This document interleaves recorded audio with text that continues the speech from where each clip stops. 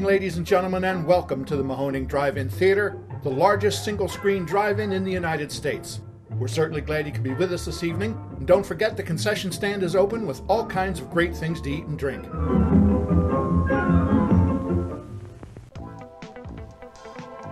.3 Mahoning Drive-In Radio, your old friend Virgil back once again for another exciting episode of the podcast. As you guys know, the only podcast dedicated to the revival of our beloved drive-in culture. Joined as always with my co-host and general manager extraordinaire, Mark. Say hello, Mark. Happy to be heard. And today we have a really fun one because we're bringing in one of our resident artists who really came into the family as a real treat and a real surprise, and really out of nowhere, it felt like. So we're going to be talking to the one, the only Tom Bifulco, who does amazing poster art throughout the season at the Mahoning. Say hello, Tom. Hey, guys. Thrilled to be here. Is the music playing? That comes in later. Mark puts that in later. All right. And yes, in case people don't know, it is the Puppies and Kitties music. On a loop. That's like how you, I mean, it's great at first, but then if you want to just like torture someone in a basement, you just it plays in my dreams. I keep it very low in the mix. All right, good. I don't envy your dreams, Virgil, because it's funny because it's drive-in music, intermission music in general. You know, it's like those little pieces that you hear every single night that are just, in my mind, staples of the drive-in. So it's a weird thing. You know, everybody has those things that are stuck in their head. And for me, it's it kind of rightfully so, I guess. It's the intermission reel music. But Tom, let's talk, brother. So let's start from the beginning. Not the beginning of your life, but at least the beginning of our connection. Yeah, I don't want to talk about that beginning, but we'll get into the early days. Sure, all those painful memories. How did and when did you come into the fold at the Mahoning Drive-In Theater? Because you really have become somebody who knocks out posters for us on a regular basis, monthly. I know. I'm like the pinch hitter of like poster art at the Mahoning right now. Like, you know. It's nuts. You know, it really is. We love working with artists, and I envy artists so much. People who have the ability to bring that to life on a page, you know? And for you, my connection to you came through somebody else. I don't remember being the one who was connected to you first. So how did that connection happen? Well, this is kind of how it started. I'll go to the beginning of how I found out about the place. So I'm a fan of like James Rolfe, like Cinemassacre, the angry video game nerd and all of those things and whatnot. And they did like a Ninja Turtles review on their YouTube channel. And they actually talked about seeing that double feature at the Mahoning Drive-In where That's right, James is there, yeah. And they talked about the documentary. I'm like, what? This sounds so like amazing. Like this is real. So I sought out the documentary. I found it on, streaming on Amazon Prime, and I probably watched it. Oh God, the first time I watched it, I was blown away because in my mind, I'm like, this doesn't exist anymore. Not by me, at least not by a long shot. So when I saw everything that went into it and just like the passion behind everything, I was like, wow, this is big. It's like when you feel that moment where you really just discovered something in your life that like this is really important. I mean, of course you would know. Well, that happens with music, with movies, with a lot of things. Something that, you feel like you have this discovery and it really speaks to you at a specific time or whatever the case is. And it just becomes part of, your life and what you do on a day-to-day basis, which is the beautiful thing about the fan base is the culture seeps into people's hearts. And they really want to get behind what feels like the movement of trying to revive something that people love. Yeah, absolutely. It's a feeling of wanting to be, of course, as a creative type, as you probably know, you strive to achieve greatness in yourself, but there's also the desire to be a part of something bigger than yourself. And that's kind of what I think I got out of it. And one, it was not just like a cool place to go, but it was you guys are like a preservation house in a lot of ways. So that really stuck with me. And I would always have the doc on when I was like working on stuff, you know, just in the background. So I probably seen it like 50 times just without even watching it. And thinking in the back of my head, like, I'm going to go there one day. And then I'm looking at the Instagram page. I'm seeing a lot of the posters that are coming out. In fact, I think a lot of the stuff that Hayden did really stuck out to me. I was like, this is cool. I would hang this on my wall. Like, this is awesome. I can't believe this is happening. And then I saw, I think late 2019, that there was like call for artists, like, hey, do you want to be involved with this? Like, you know, contact us, send us your work. We'll let you know what we can do for you. So I was like, holy crap, this is my opportunity. So, you know, I've been doing a lot of random stuff here and there, getting some freelance commissions, and I always had my roots in film and my passion for that. And so I sent the main email some of my samples, be like, hey, I'd like to be involved. Tell me what I remember seeing this, and even your samples were very much movie related, and there was some stuff in your back catalog that was even, I think, video game related. And at that time, we were in talks with, ironically, in a weird crossover, James and the Angry Video Game Nerd guys, to do another video game weekend. So I remember now, I saw those samples and was like, this dude would probably crush doing like caricature stuff of Mario, or, you know, at the time we had Mortal Kombat and Street Fighter booked.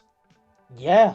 And that, when you hit me up with that, I was like, this is either destiny or like the weirdest coincidence of all time. The fact that you discovered us through that and then got offered that event, that is pretty weirdly destined. It was amazing. So I was like, holy crap, I gotta get to work on this. And like, you know, I was like, this is like the perfect start. I forget when it was. It must have been like it was December. We had that event booked in 2019.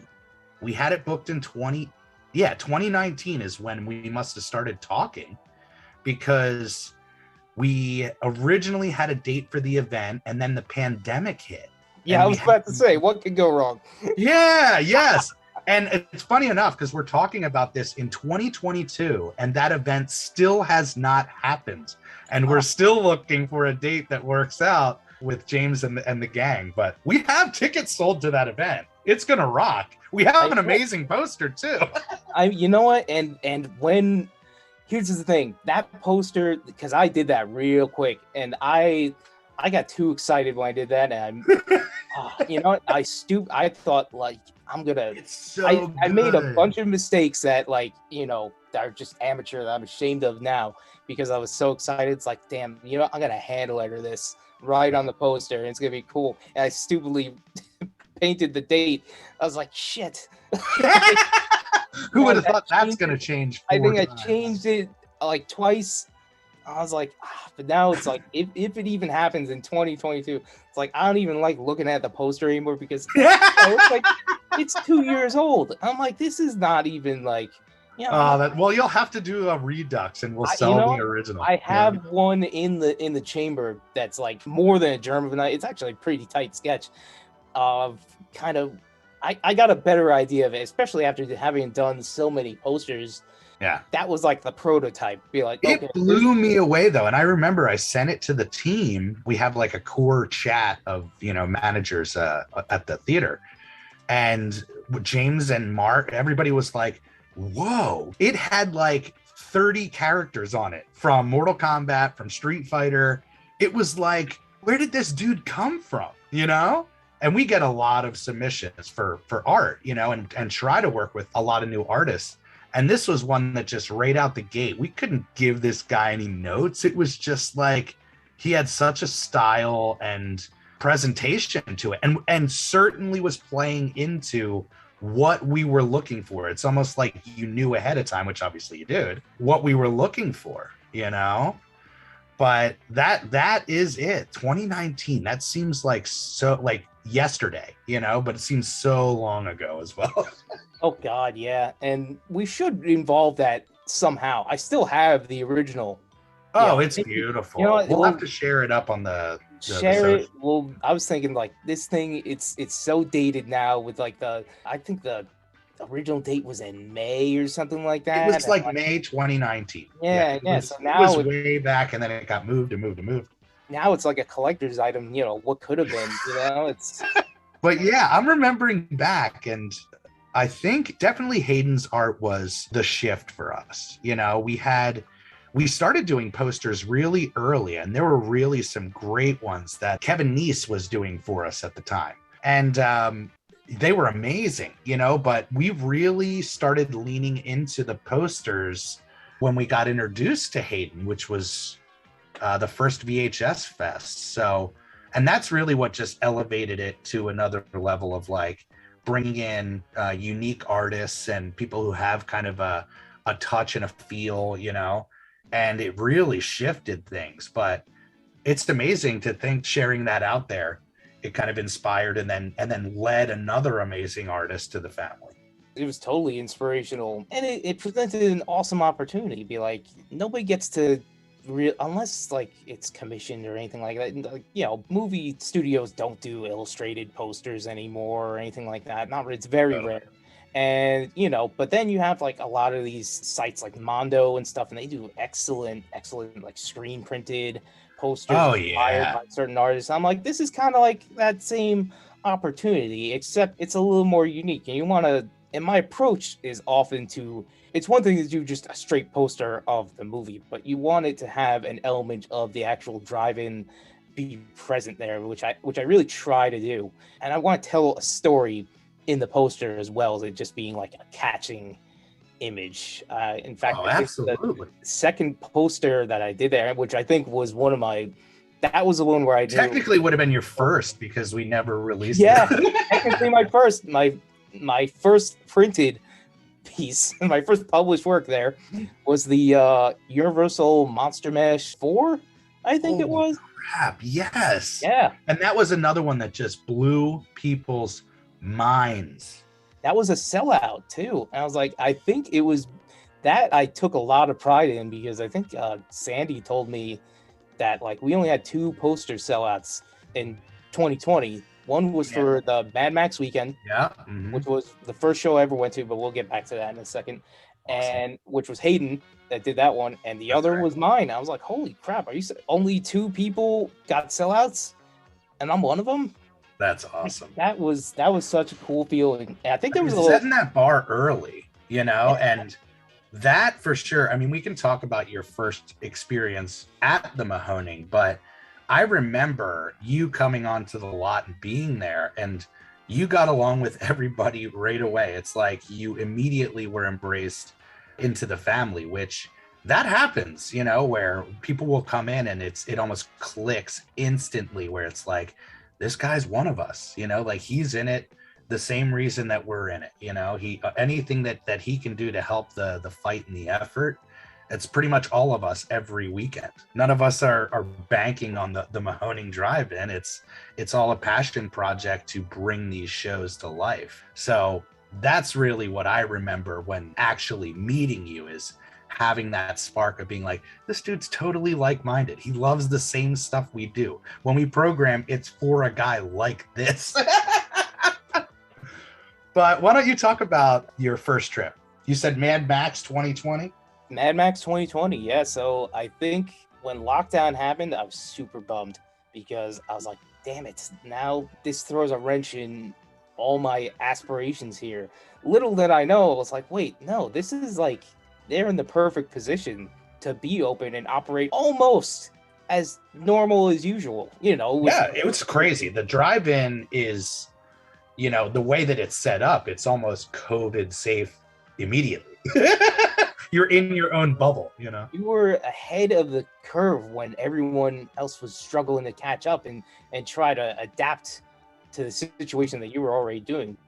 I didn't even attempt to look at like other pop-up drive-ins or anything around me, because it's like, it's not the same, And I was like, we're making the trip out, and this is the perfect weekend to do it. We tried doing Friday. That was like the first movie, and Road Warrior, but that was sold out. But I was like, oh wait, this Saturday is still cool, because they're going to show black and chrome on 35 millimeter. Yes. And we're like, let's do it. So we all went there, and amateur mistakes didn't bring, like, it was the summer, but it got cold that night. And we're like, oh my God. We weren't ready for the temps. No, not at all. So learned a lot. All the sweaters were sold out. So we were like, damn it. We're gonna have to suffer through this. So we went there, and I introduced myself to you for the first time. I popped into the projection booth. I'm like, hey, I'm the guy that did the. I'm that dude. Yeah. I'm that guy. And we met. It was very, very nice, very cordial. And I asked you. That's when I think you gave me the gig for the Universal Monster poster. Yeah, I remember literally popping the calendar out and being like, what do we need? What do we need? The year before, we had my friend Stacy Fervinger do a poster for Universal Monsters, and it crushed. It was great. It's one that we do a limited run, and like you said, normally they're available throughout the next couple months as that run sells out at later shows. But every now and then we will get that sellout where that initial run it's gone, Yeah, that's always awesome when that happens. What an intro to come in on. It was great because that Mad Max event, we really promoted it as mask up and come to the wasteland. Yeah. We're living in the apocalypse. Come, Like this is insane because you had people in costumes, crazy looking cars, like people just chop their cars in half. And it was insane. And I remember listening to the radio show, which was like, this is like another element that's awesome. And then you announced, like, hey, the racetrack called. They said that tonight's their opening night, and there's gonna be a lot of noise. So sorry about that. And you're like, are you kidding me? That makes it even better, because like that's one of the things that really gets me about that place is that there's forget this 4D immersion that all these other theaters try to do. There's stuff really happening, and those cars were roaring in the background, like behind you as you're watching this movie in front of you, as like actual cars are crashing into each other, people are getting slaughtered, and it's like, I cannot believe where I am right now. It was like, like I said, there's other drive-in theaters and they're trying to do this, and you guys are like the uncut cocaine of driving. it's like, oh my Jesus. So it was an awesome first night, and it was a beautiful night, like no light pollution around that place, which that's another reason that if you've never gone, just go there on a clear night and look up, and you're gonna be like, oh my God, I can't believe what I'm seeing. And Faye gave us our quickest sellout with that event, and she's connected with the Wasteland Gathering, which is like a big Mad Max fandom. And once that flag got raised that this was happening, especially during a time when Wasteland couldn't, people came out of the woodwork. And that was when you had capacity restrictions at the time, I believe, right? Like you couldn't build a lot. Our normal capacity, at least what we pushed this last year, was 800. But during the pandemic, we went down to, I think our biggest night was like 570, something like that. So we did that in order to keep the space between the cars. That was the big thing when things first hit, is the distance, keeping the distance, the 6 feet, Oh, yeah. Well, but it really worked out. Things, as everybody knows, it was our biggest season as far as attention being brought to the drive-in. Like you said, tons of pop-ups. And we knew that the culture was shifting when we saw Walmart announcing that they will be doing drive-in movies in their parking lots during the pandemic. It's like, wow, what happened? What happened here? Oh but God. You'd start seeing the drive-in in commercials, and that's really what I think started a wider resurgence for the drive-in in a weird way. The pandemic swept in and people started looking for alternatives and realized, oh wait, this thing has been here and offering this my whole life. I just never, had attention. And it's a total refresher for me. If I could go off on another tangent, one of the other reasons why it appeals so big to me, and I'm thinking about it. I think about it all the time, because leading up to the discovery of the place, I really developed a strong, and I still have it to a degree, but I developed a strong disillusionment to just the regular theater. long time building, and it's just like I don't even want to go anymore, which is a horrible feeling, a really horrible thought to have, to be like I think I'd be okay with just watching a new movie Stuff at home, right? and that's kind of sad. But at the same time, I'm like, I can't feel sorry for them, for this environment that's been cultivated that just doesn't. I don't get anything out of this. And going to the Mahoning, it's like, no, this is the place. I worked in that feel. for years. Oh, God, working in the indoor theaters, you see how sanitized the experience is and how kind of, you're renting the time. And Mark talks about this often, where it's that spark of the midnight screenings, of the anticipation for something. It's now, I even saw it. I was like, oh, the Batman's coming out. I'm going to be really excited to see it Thursday. And then I see, oh, it's releasing Tuesday night fan screenings, Wednesday night fan screenings. I'm like, what do I got to do to avoid spoilers? And here's another thing that really kind of like disgusted me about it. And this isn't a criticism of the theater itself. No. It's a criticism of the culture. The culture. And like when I saw Spider-Man, new Spider-Man, which was I thought was excellent, and packed theater, but everyone's having a good time. And as the movie's over and the light slips up, and I'm like, there's like the seats next to me, they just left all their garbage everywhere. And I'm looking around and I'm seeing this. I'm like, this is like, you had this taken away from you, speaking to the audience, you had this taken away, and now you come back and you just treat it exactly how you treated it before. It becomes a luxury, like I see it all the time. It's, I'm putting my money down, so I am now the king of this establishment. And I will treat it any way that I like. Absolutely. And so for people to take it for granted, it's like, you don't deserve this, It's like, why don't you... That's what ruins it for families and for people who really go to have an experience at the theater, is the amount of times I've had to go into a theater to remove somebody who's just talking or obnoxiously loud, or came there just to hang out with their friends or whatever. It's, there's elements, I guess, of that at the Mahoning Drive-In Theater, but it's so kind of, spaced out that it's built in for people to have their own individual kind of spaces, Yeah, like I think I remember listening. Who was it? Was it Andy? He was on one of the early episodes, and he was talking about how, like, the party's in the back. If you want to really watch the movie, just sit towards the front. Like, that's actually it's true. I mean, it's true. Kind of cool. I could dig that, because it's an outdoor space, so like, it's not like you can't like hear everybody in the back, and most of them aren't screaming either, Yeah.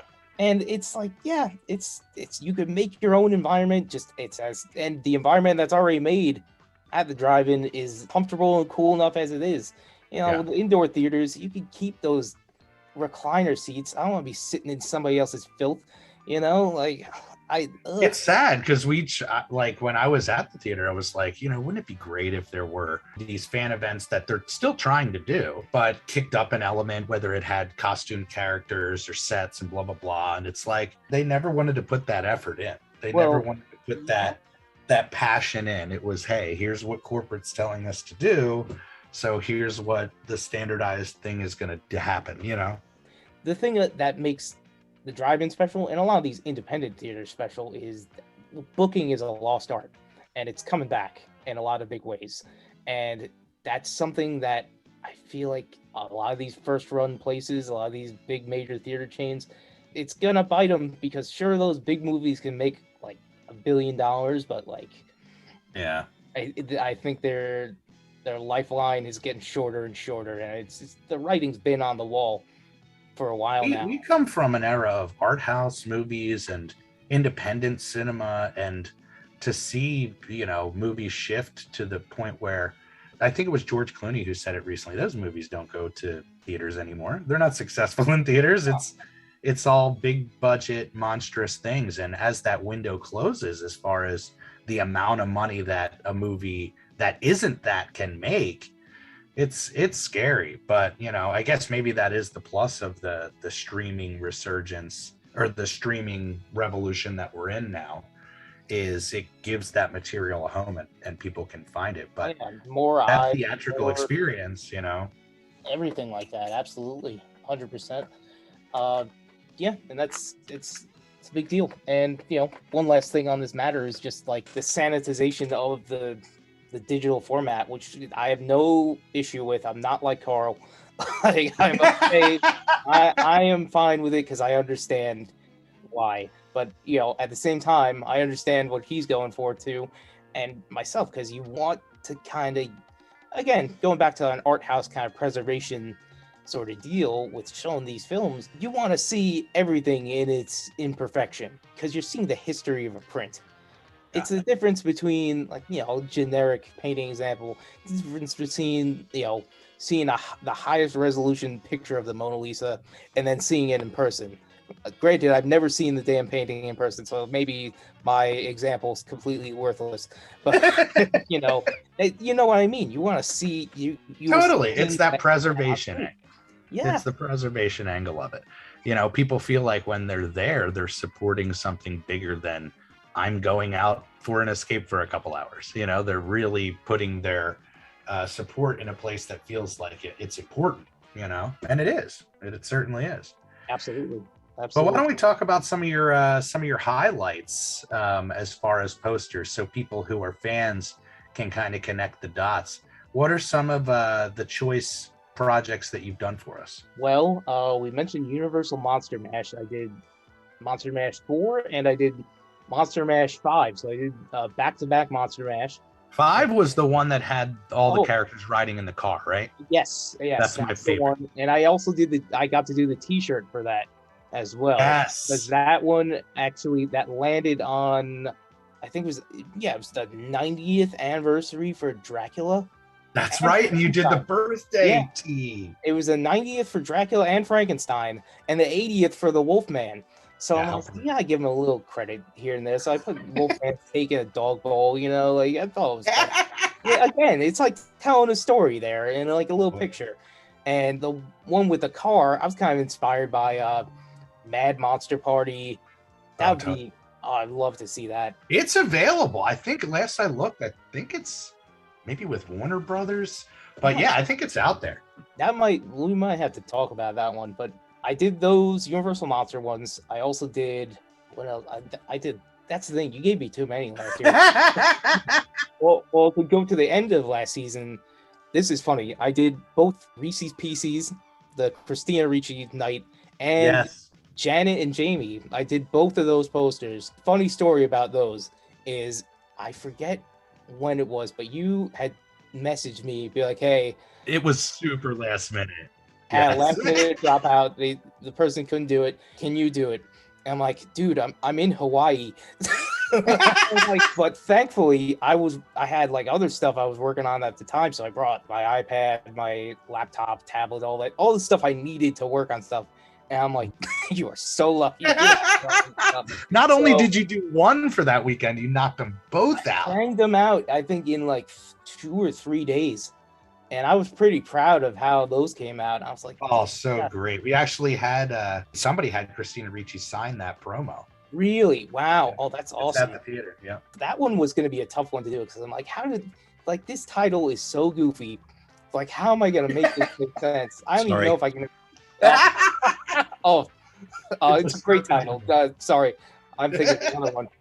But I'm like, what? Let's just dive right into it. And I thought the colors worked perfectly. I was very happy with that came out. And the Janet and Jamie one, that one I did a lot sketchier than I usually do, but I think for the event, I think it was great. That's one of my favorites that I did last year. Another couple other not last minute, but like short turnaround ones. Frankenhooker.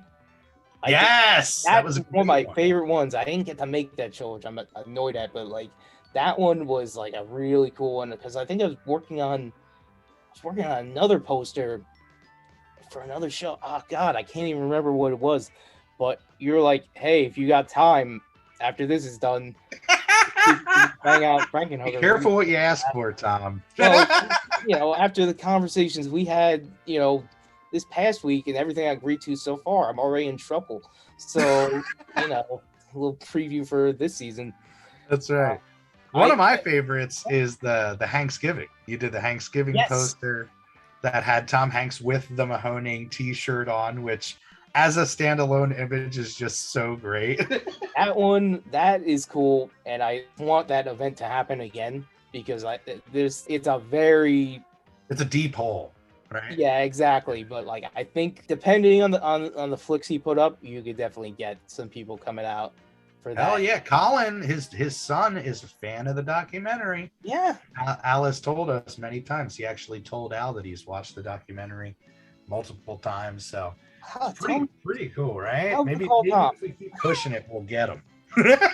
Colin, call Tom. Yeah, get him out.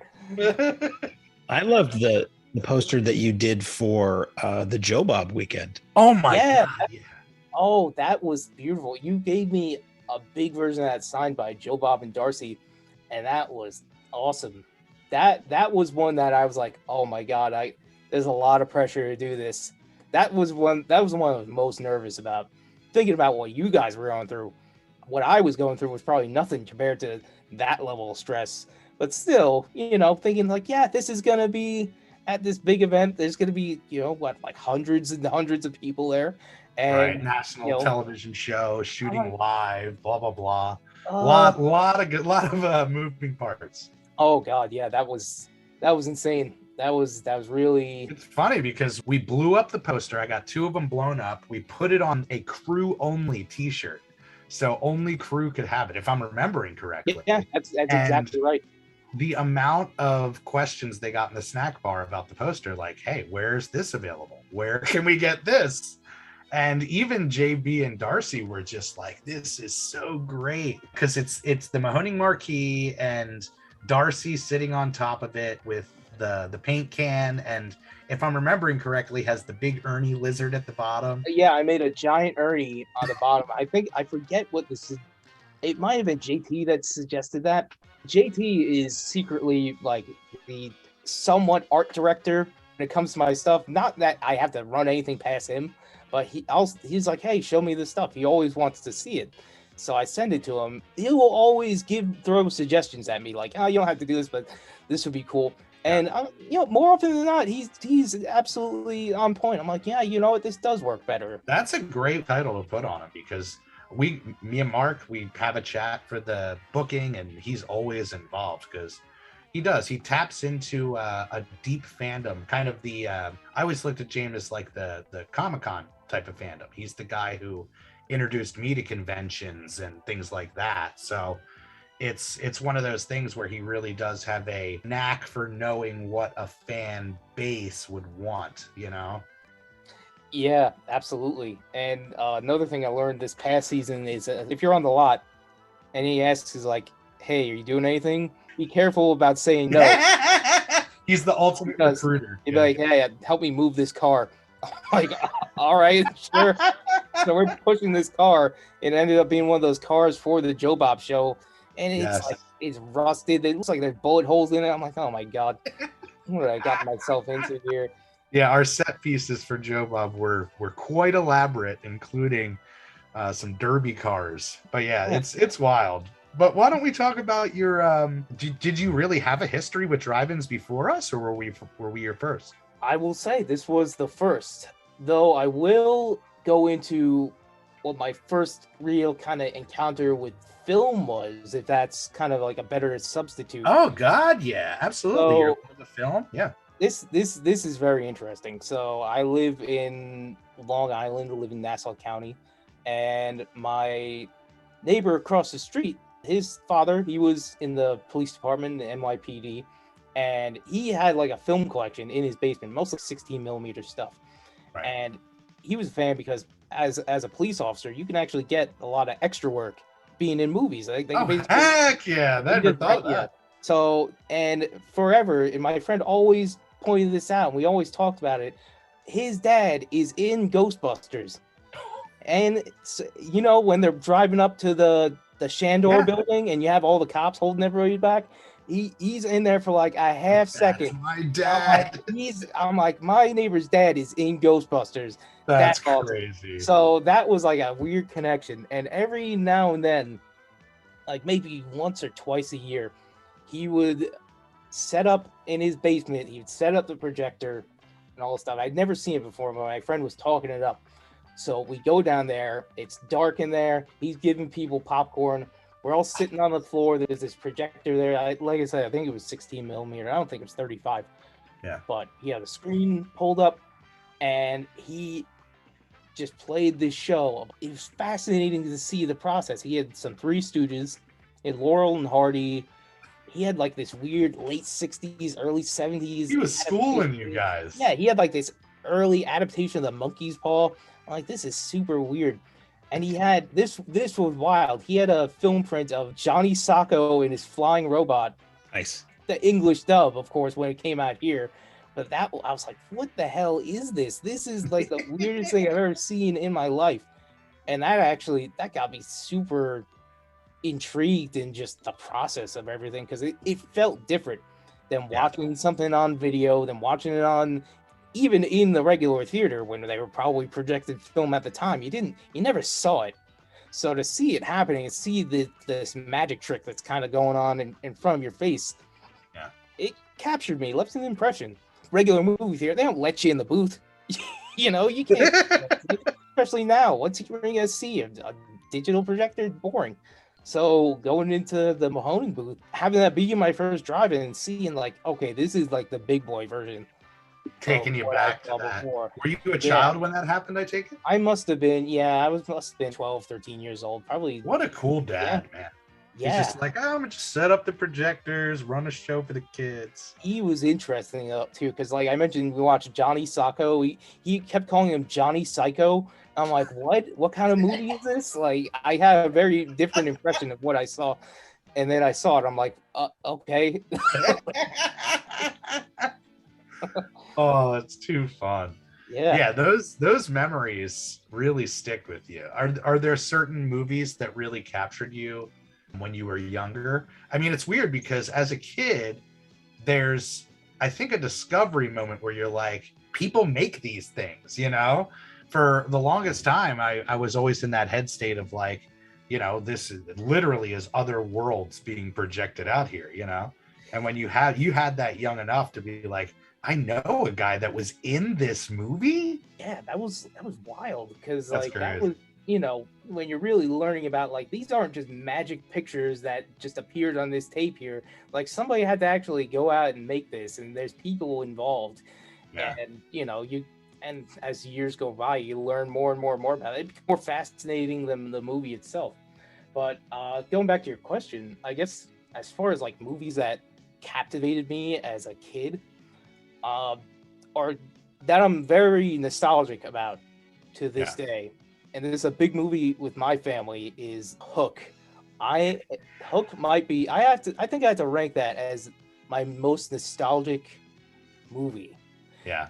Because takes you right back. There's not even and I think I felt the nostalgia when I first watched it, which is a weird thing to say because nostalgia, I think about it a lot, and it's, to me, it really has less to do with the thing itself and more of it just being this weird key that unlocks this window of your brain of where you were at the time.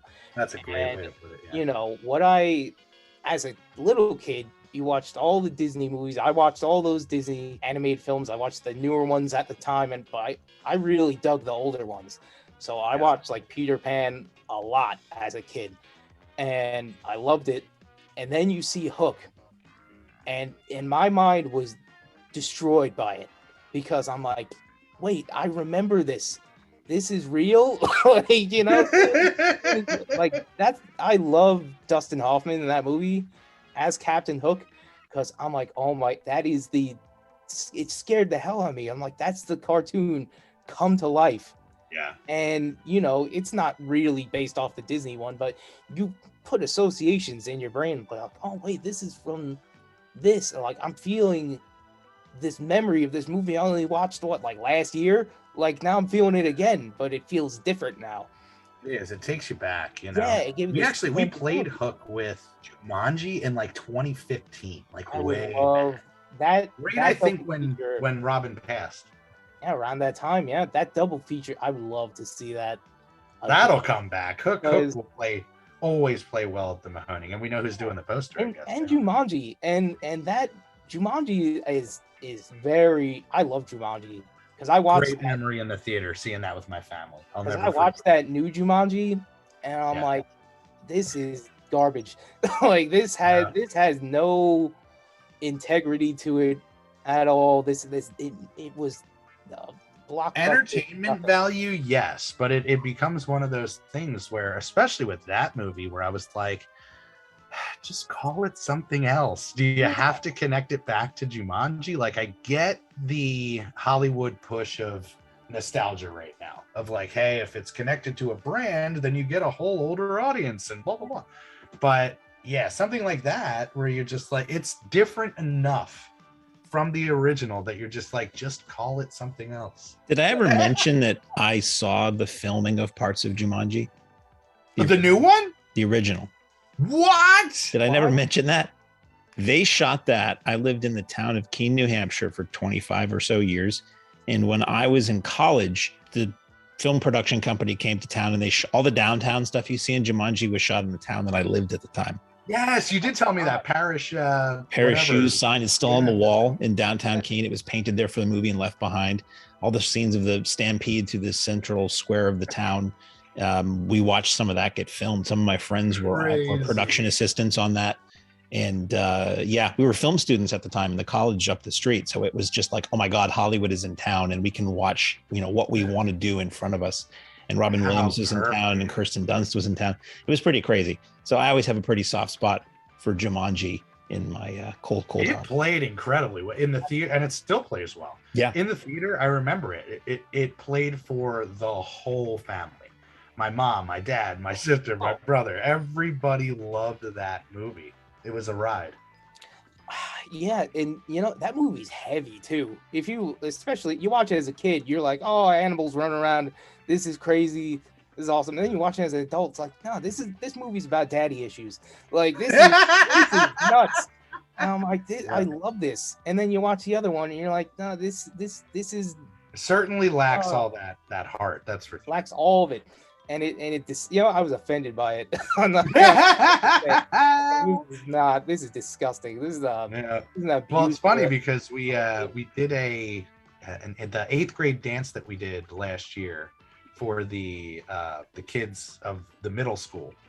They couldn't have their dance because of the pandemic, blah blah blah. So we brought them out, and the kids got to pick the movie that they get to watch. And the list that they came back with, I'm just like, this is what kids love. And I never thought of all the ways we would see Last Tango in Paris on our screen. I didn't think it was going to be selected by contemporary. It was a weird 8th graders. choice for the 8th It was, grade. but they're big fans of Brando and Butter. We said, hey, whatever you want to see. Oh Lord. But yeah, so why don't we get into some of your inspirations as an artist and when you started working with art? I feel like over the time that I have met you and kind of discovered your work, I've seen it grow, so I can't imagine what that process has been since you were young. Well, I definitely started at a very young age, as a lot of artists do. Like when you're in preschool and the teacher notices, hey, this kid is drawing a little more than stick figures. Like he's making sure there's 5 fingers on each hand. That's kind of the sign of somebody that has potential. And I was lucky enough to be one of those people. Wow. There's only so much that can be taught, but that's like an early indication I found in a lot of people, that even people that don't really pursue it, they just have it in them. And that goes with a lot of creative fields too. I'm sure you know that there's more to music than learning to play. You kind of have to have a natural inclination. Like you. Oh yeah.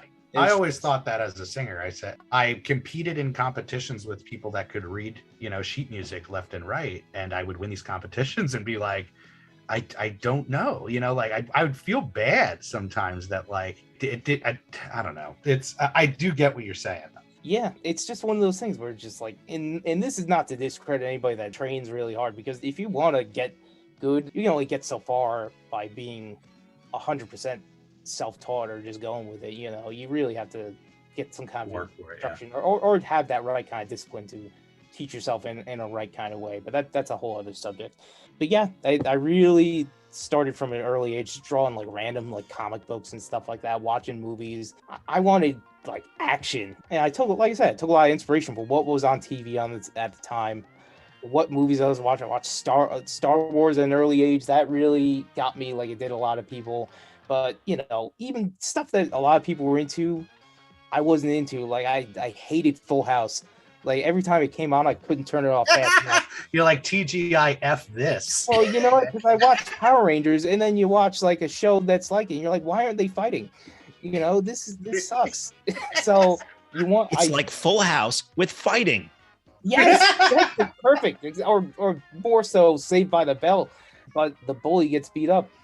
So there's no giant monster at the end of Saved by the Bell. So a lot of that carries over. Like it just feeds your brain. And when I realized that you could do this for a living like that, it actually coincided with film exactly, because one of my favorite artists / illustrators is a guy named Dave Dorman. And if you know that name, if you ever read any of the Star Wars Dark Horse comics from the early 90s, like Dark Empire or like Tales of the Jedi, he did all those covers, and they are iconic comic book covers. And I got a book of all of his Star Wars art in like 97, 98. I flipped through it, and being a fan of those movies at the time, my mind was blown away. I was like, wait, there's more? Like, I couldn't believe it. The story continues? I'm like, that what? There's more than just what happened, the credits? Like, that's crazy. And it's like these beautiful paintings. I didn't read any of those comics until later, but that was enough to feed my mind. Just that one image gave me that inspiration to be like, this is wild. Something I can do. Yeah. And that really kind of put that germ of an idea, like this could be a thing where you can kind of do this and make a living, or at least to get some satisfaction out of life, you know, to be able to create this thing. And I that's thankfully carried on until, you know, today. And that's amazing. And you know, other artists I looked at, especially in later years, like I love Basil Gogos, who did a lot of those covers for Famous Monsters of Filmland. Yes, he's a big one. A lot of comic artists, really. Paul Pope, he was a big one. You see a lot of those Alex Ross covers at the time, those beautiful painted covers. Oh yeah, I want to do that. But then you realize, like, this is way harder than it needs to be. And very good advice early on, like, don't paint comics. And I tried it, and I learned why, because this is really hard. But then, you know, you develop your own style, and I found that I was really good at very traditional brush and ink work. Like, I would look at a lot of Jack Kirby stuff, or I mentioned Paul Pope before, and he was big into that, and still is. That really kind of carried over how my style is today. A lot of it's very line art heavy. Not to say I can't paint full rendered. I actually love doing that. And I'm hoping maybe for a few posters this year to really do that. It just takes a little bit of time, and you want to make sure everything comes out how you want. I think that's the beautiful thing of having the posters regularly, pretty much every weekend, is I see you guys really flexing with the style, you know, where it's like the stuff that Hayden will try out as well. Like, he'll try a different style on a poster. And even, like I said, with the stuff that I saw originally on your Instagram feed, it feels totally different than the stuff that you do now. It's this kind of evolution of a guy finding his voice, you know, his style, which I found that is always the most difficult. You know, when I was in bands, it was always, hey, what voice, quote unquote, is appropriate for this project? And you really have to make that decision and choice. But to be able to do that with each individual project, or be able to kind of work on a style with these projects, must be really great. Absolutely. The good thing about doing work for you guys, especially, is it presents a lot of opportunities, and a lot of different opportunities to say. I'm not going to say what I'm going to be doing this year, perhaps, just to kind of keep it the suspense. Yeah, exactly. You'll find out as it goes. But you know, based on things that we discussed, that you kind of let me pick. I'm like, this is there's some very different offerings in there, and it's an exciting opportunity. And even then, when you get those opportunities, you still want to twist them further. Like, how you make this even different than just like a central image. Like, here's an example. One of the other posters I did in 2020, and I can't believe I forgot about this, but for the Monster Mania. Gosh, that's right. That's one of my favorites. And I'm like, I think it was From Dusk Till Dawn, Halloween 3, and Creepshow. Yeah, talk about a weird not in that particular order, but that was, and I was so upset I couldn't go, but like I'm like I still have to contribute. Even if I can't go, I'm happy I can contribute to these weekends. And I was like, how do we do this different? You know, I can't do a mountain of people like I did for that video game weekend poster. I'm like, let's mix it up. So I'm like, let's look at these old comic book ads for like masks and stuff, or stuff you'd see in monster magazines. Yeah. Let's just do like an advert page for something like that. I think that really made it strong because it was a representation of the film that wasn't exactly the film, but it made it unique. Perfect. Yeah, and if we finally do video game weekend this year, I'm like, how do I do that different? Because that one, the original one I did, I'm so glad you guys are still thrilled about it to this day. But because my mentality has changed, I'm like, I could make this more interesting. As you look at it over time, you're like, I'm changing. Well, this. You look at, again, it's one thing to represent the film itself figuratively, but then it's something else to take it and throw an extra bit of a nostalgic element to it. I was looking at a lot of magazine ads for video games and things like that, for arcade games, and they were crazy with some of the stuff that they came up with. So, and even if you just kind of straight rip something off and make it your own, people have been doing that for thousands of years. That's still cool. Like, it's like, let's see if I can make this idea. Oh yeah, it's the inspiration. Yeah, like absolutely. You said, that Monster Mania poster was amazing. Where it's just like, who would have thought that was the move? You represented all the characters in a very nostalgic kind of piece that reminded you of, the old days of the, ordering masks through the magazines and stuff like that. Now that I think back, I should have included that, like a live monkey. You can order that because that leapt out to me when I first saw your first Universal Monster Mash poster, was that this was clearly a guy who had knowledge of the 60s Monster Kid era and that look of old comic books and old ads and things like that. And I just loved it immediately. It looked like it was art that fell out of a time machine into our hands. It was great. Yeah, I was born too late. Like, I should have been there. That would have been, I'm envious of the people that kind of grew up around that time. And that's so much cooler. Like, just that, everybody's into that stuff now, even though it's still a niche. But back then, if you were like into that monster stuff, you really had to seek these people out that were like just like you. And I want to kind of bring that feeling back of that unifying element, even though the Mahoning is kind of a magnet for that to begin with. To remind people, don't forget your roots. Don't forget that you were an outcast like 50 years ago. That's right. A total, that weird kid in school that didn't talk, but when you went home, you watched like The Amazing Colossal Man on TV. The Mahoning is a gathering place for those absolutely. And to give that feeling back, be like, hey, this is like something you would have loved when you were a kid back then. I like to appeal to that generation. Yeah. Well, that's what's great is, your artwork is very nostalgic and can be very retro in its style, but it's modernized very much like our business model is. It's rooted in the past with a touch of that modern twist. And at the same time, with an illustrator mindset in this, you also want, this might sound kind of cynical at the same time. You're also like, is this going to sell out? Because I wanted to do well for you guys and everything. Like, is this going to make money? Is this going to help pump up the show? I kind of come at it with a marketing standpoint too, because you wanted to draw people in with the image. It does.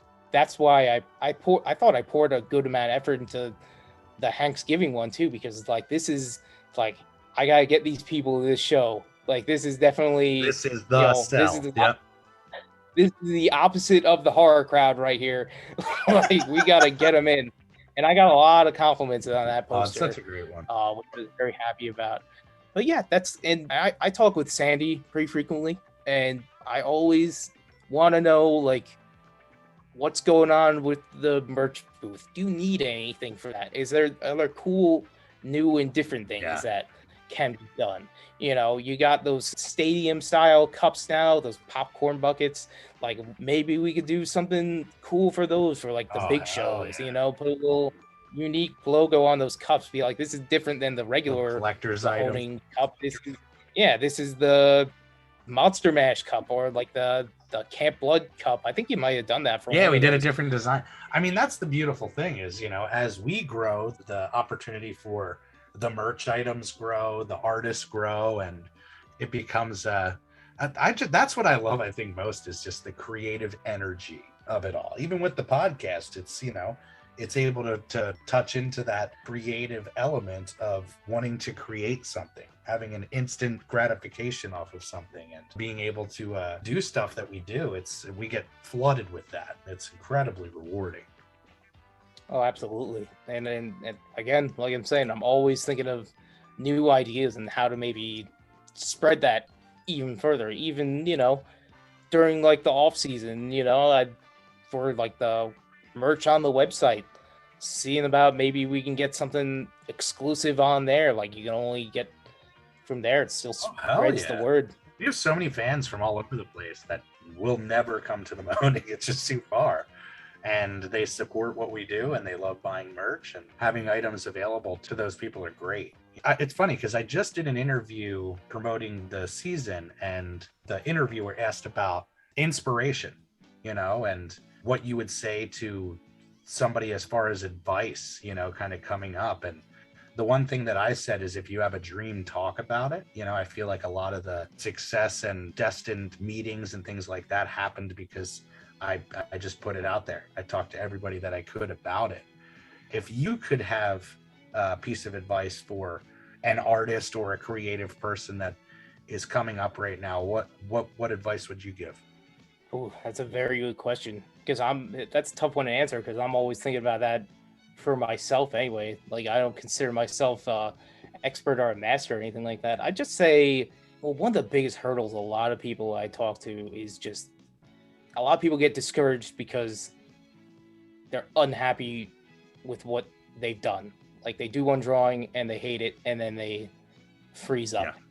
And my biggest piece of advice is just, even if what you do, if you think is garbage, even if what you do is terrible, just don't even throw it out. Just keep doing it. Do a million terrible drawings, and eventually you'll do one that you're like, you know, not even that you think is great, but one that you don't hate. You know, you want to get it to the point where you're like, I'm okay with this, and just keep going. It's just, that's really the secret to getting better and to gaining the confidence, is to not be afraid of failing at trying to do something, of doing something that you're not happy with, that you don't think is good, that you consider to be a bad piece. You know, there's education, information, and everything.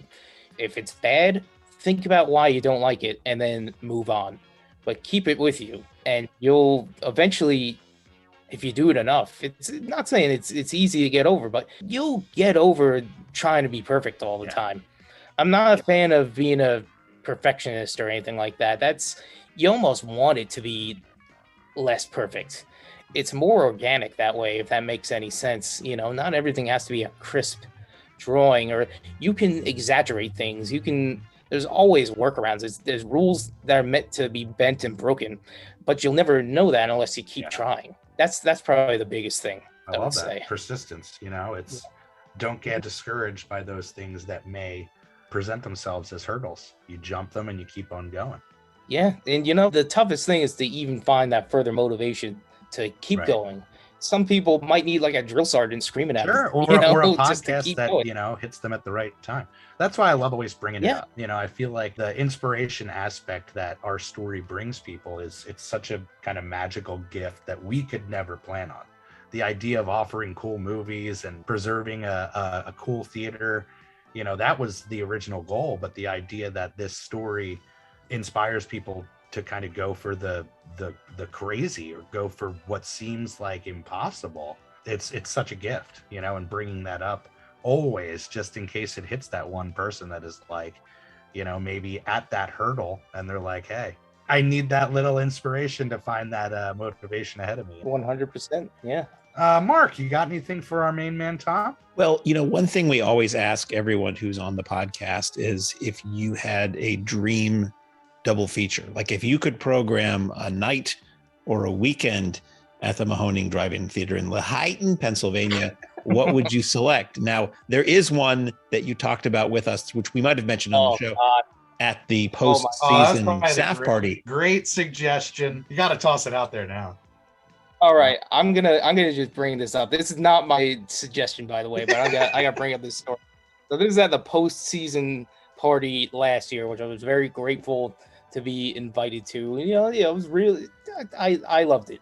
So I'm talking with Daryl at the time, and we're just talking about like, what would be the worst selling, most money losing week. Show, the most money losing show you could do. I'm like, it had to be something so lame, like a Don Knotts double feature, like Mr. Limpet and Ghost and Mr. Chicken. I was like, just get on there. Who the hell's gonna see it? I'm joking about like, let's throw all these gimmicks in there. Anybody 80 years plus gets in for free. Like, really, like I thought nothing of it because I'm like, of the main audience that's going to come here and spend money, who the hell's going to come after that? And then we kept going on it. We kept going and going. We came up with a poster idea to have like these cutout Don Knotts masks, like the old paper ones. We came up with a food item. And it's, and then we came up with the title. This was the gem. Because Daryl, he gave me a great piece of advice. It's like, listen, just come up with a good tagline, a good title, and odds are Virgil will make it happen. I'm like, all right, it's called Nuts for Knots. Well, it's funny because you guys came to me and Mark at the time and pitched it, and right away we're like, that's amazing. Let's do that show. Yeah. You're like, what's the worst show we could do? And I'm like, I want to see that show. I'd go. It's fantastic. All of it. Now, you mentioned, Mark, that you preferred the title Double Knots. That was one that I very good title. A friend of mine at the Somerville Theater, my friend Ian Judge at the Somerville Theater in Boston, did a Don Knotts double feature of Limpet and Chicken. And I told him afterwards he should have called it Double Knots. So it's still not been used.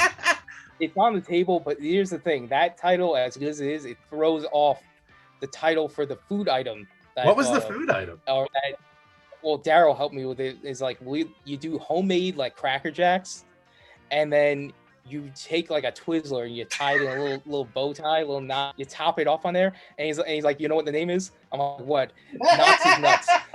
I'm like, that was it. I'm like, we got a show. That's how brilliance is born, sir. Show. That's how brilliance is born. That's the thing. A lot of these great ideas, you can tell, just come from nothing. And then we were like, wait, people might actually pay money to see this. So this whole conversation is moot.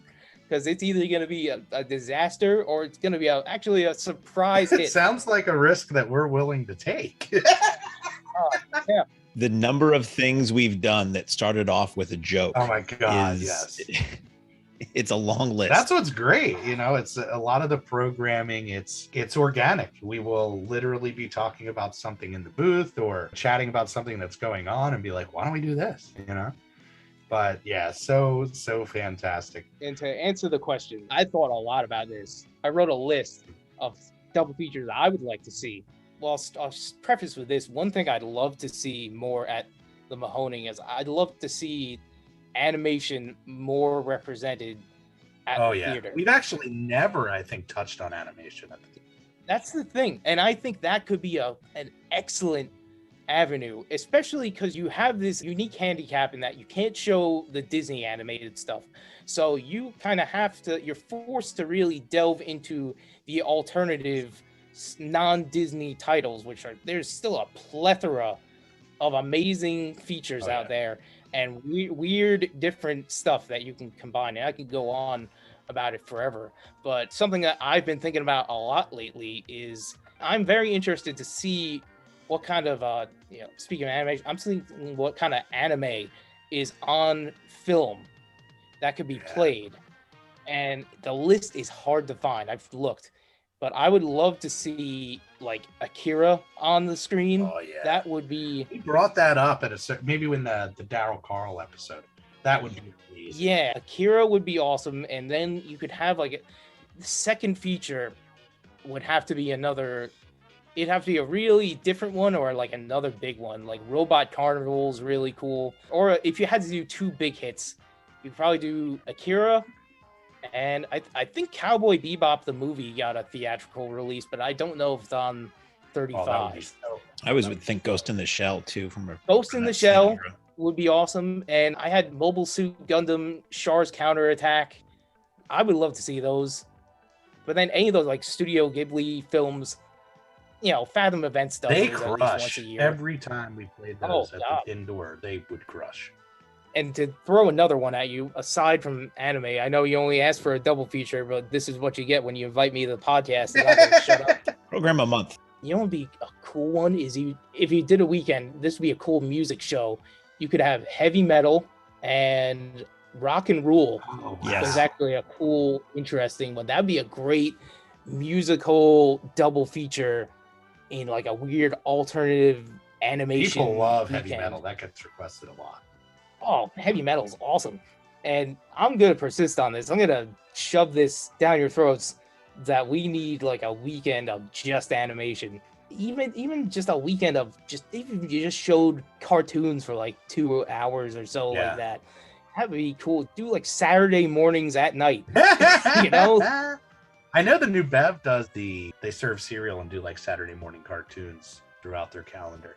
At least they used to. Yeah. But yeah, something like that. I think the only time we talked about it was Beavis and Butthead and South Park.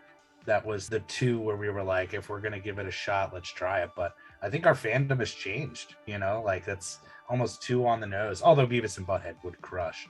But yeah, we're going to make it happen. I think doing a nice alternative, maybe it's a fun thing to do on a Sunday, try it out and be like, hey. Yeah, on a Sunday or that's the thing. It's a big category. That's what I'm saying. Like it could potentially take a weekend and you have like each night themed after like a certain genre or something like that. That's why the Saturday is cool. You show a lot of those syndicated, like maybe Warner Brothers cartoons, and then you could like top it off with like Transformers the movie. Yeah, hell yeah. You got oh my god, that Stan Bush would crush.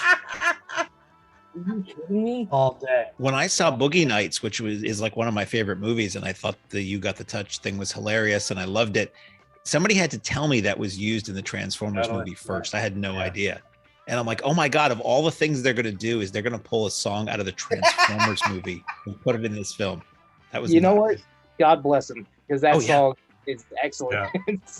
We talked about doing a Ralph Bakshi weekend, which that's my God. Okay, so you got me going here to kind of do an offshoot of that, because I am actually working on a piece right now involving Ralph Bakshi's Lord of the Rings, and I love that movie. He's got such a deep catalog, man. It's insane. Oh, you could do Wizards. You could even do like American. Yeah, Fire and Ice would crush. Fire and Ice. I would almost save Fire and Ice. The theater is not that far away from the Frazetta Museum. If you actually talk to the Frazettas and kind of did a conjunction thing, you could do like a double feature of Conan and Fire and Ice, because those are both. One is very much inspired by Frazetta, and then the other, Fire and Ice, is just pure Frazetta, like unleashed. As nonsensical as it is, it's great. But you could all those Bakshi ones. We just got to come up with a fun title and make it work. I think we're in.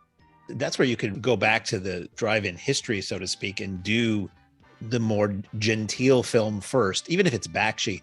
And the second film is Fritz the Cat or Heavy Traffic. The really much more edgy film plays second. That you either sit through the safe one to get to it, or you give them a chance to clear out before that second film plays. I mean, if we're talking about like animators, I mean, heck, outside of Disney, the Disney connection, but not Disney, would be like Don Bluth. Yeah, I've said that for a while. And you know what? We did play Land Before Time. That's I think one animation that we. Oh, I remember. We actually had to play it on digital though. So I was gonna say Secret of Nim would crush. I saw that when it came out. Yeah, a little Fievel. Oh God. Oh, American Tail. Yeah. that poster, I think, was on the original Struzan artwork. Like, you could actually buy that from a gallery. Like, I don't know if it's sold yet. He has a gallery where he sells his originals, and the Cannonball Run poster comes up, and you look at the prices, and you're like, oh, yeah. If only I was a rich man. But it's amazing, the idea that you could own those original paintings. It's like, and you know what? I'm looking at the prices. Of course, they're outside of my price range by like a lot. I'm looking at them, and I'm like, some people could buy this NFT JPEG of like a monkey, or you could buy the poster for freaking the American Tail for like half the price. You know, like, what are you gonna pick? The NFT is the future version of DVDs that came with exclusive web links. Yeah, why don't you pop that 1998 DVD in there and tell me how that website that is a bonus feature is playing for you right now as it sits there quietly. Yeah, that's I'm like, you could buy this thing that's like, I think it exists, or I could be like, yeah, this is the original key work for Fifel. Well, why don't you tell the folks where they can find your work if they want to follow along? Well, most of my stuff I post on Instagram /Tom Bifulco. So it's TOMBIFULCO.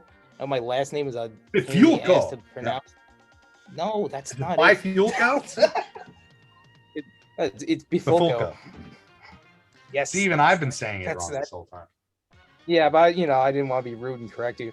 I just wanted to let you say it wrong this whole time. You were saving that up for the end. Yeah. And then it was your turn to pronounce it, and we all go. For fucking 3 years, bro. Sorry. He was playing the long game on that one. Yeah, exactly. Showed you. Well, we love you, brother. We appreciate so much your dedication to the theater, your work, as the fan base does as well. It's always crowd pleasing. And we can't wait to jump back in the saddle with you this year. Keep an eye out, because there's going to be some big ones. Yeah. You get the dirt early as one of the resident artists. I got all the dirt early. And in fact, I'm going to be digging for more dirt.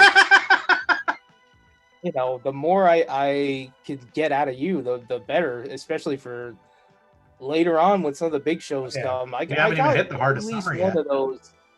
Yeah. I got at least one of those in the pocket right now. And I'm sure some of them, all I got to do is ask. That's right, baby. And I can maybe get a piece of it in some way, shape, or form. I've been doing we didn't even mention it. I did a lot more t-shirts last year. That's something that really was born, I think, out of having you there and accessible to us. Is, we would work to get a poster, and then an event would sell out, and we're like, well, why don't we put this on a t-shirt? And then it became, why don't we do a separate t-shirt? That was like another small, I know we're trying to end this, but I gotta go off on that, but that brings a whole new dimension to a lot more artists that are doing work for you guys, because it gives another opportunity, and it's another revenue source, and another just cool sign. I was there, doing that blob shirt for last year. That was the home run. That was such that it in motion. And then the Tromathon, when I saw Lloyd Kaufman wearing my shirt, I'm like, you gotta We had what was his name? The Tremblay. He was nominated for an Oscar for Room. He posted a picture on Instagram of him rocking that t-shirt. I think he's involved with the new Toxie movie. But how freaking crazy. God. It's like your art is traveling around the world and people are wearing it. It's nuts. Super fun. Too much. Super fun. Well, again, if you guys want to check out Tom, check him out on Instagram. And we don't normally end the show with anything too fancy, but this is for you, Tom. Bangarang, my friend. Oh, bangarang, yeah. All right. On that note, Jeff, take it away, my friend. Ladies and gentlemen, thanks again for coming out tonight to the Mahoning Drive-In Theater. We hope you'll come back and see us again real soon. The exit is on the right-hand side of the screen at the front of the field, and most importantly, have a very safe trip home. Good night, and God bless you.